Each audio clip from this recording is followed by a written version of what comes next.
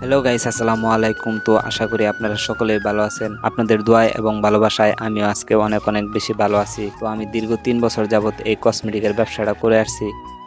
তো সেই অভিজ্ঞতা থেকে আপনাদের সঙ্গে এই ভিডিওটা শেয়ার করছি।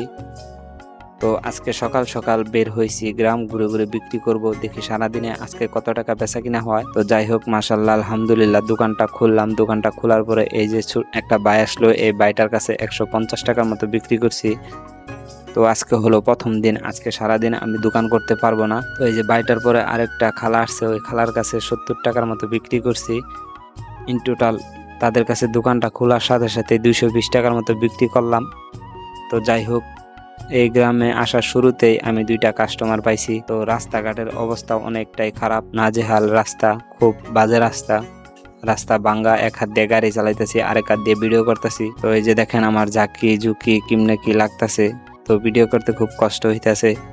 তো যাই হোক, মাশাল্লাহ আলহামদুলিল্লাহ, আজকে প্রায় আমি 4,000 টাকার মতো বিক্রি করছি। তো প্রথম দিনে এসে আমি 4,000 টাকার মতো বিক্রি করছি। যদি আমার ভিডিওটা ভালো লেগে থাকে, যারা বেকার ভাই আছে তাদের সঙ্গে আমার ভিডিওটা শেয়ার করবেন, তারা যেন এই আমার ভিডিও দেখে কোনো কিছু শিখতে পারে।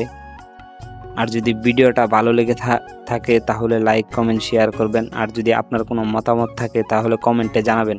আজকের ভিডিওটা এই পর্যন্তই। ভালো থাকবেন, সুস্থ থাকবেন। আল্লাহ হাফেজ।